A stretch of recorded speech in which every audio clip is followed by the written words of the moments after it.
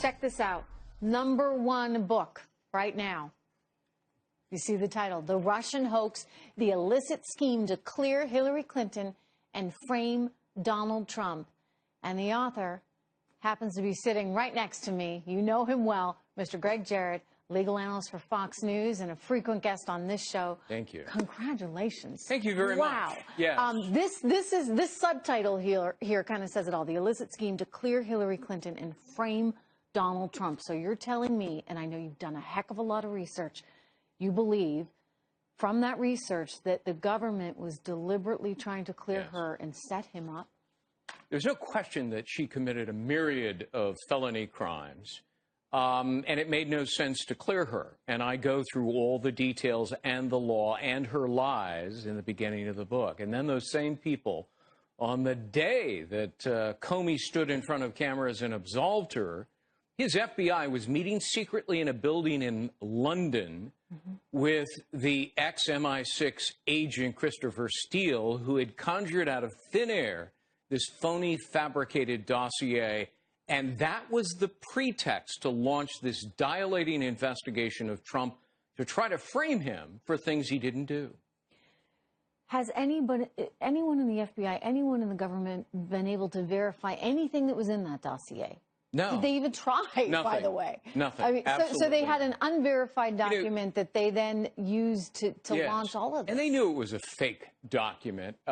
Everybody, and I invite you to read it online. I've read it 100 times. Every time I read it, I laugh out loud. Oh, I did too. I mean, it felt It's like hilarious. something out of like one of those supermarket tabloids. I mean, on its face, like the first memo in the dossier says that Trump and Putin have been colluding for 5 to 8 years in reference to the election. He didn't even know he was going to run 5 or 8 years before 2016. So that's so ridiculous that you would think that they would know just by reading it that it wasn't authentic. Right. And all the sources, I mean, just look at it. It's double, triple, quadruple hearsay from anonymous sources. I mean, if you try to present that in a court of law, the judge would kick you out or throw you behind bars for trying to defraud the court. So, backing up for a second, I don't know if anyone in government ever thought he was really going to win, right? But was this the quote-unquote insurance plan that you know, we heard Peter and Lisa refer to? It wasn't just Peter Strzok who said he was going to stop Trump from becoming president, but the author of that dossier told the Department of Justice that he was desperate to stop Trump from becoming president. They were all desperate to help Hillary and stop Trump.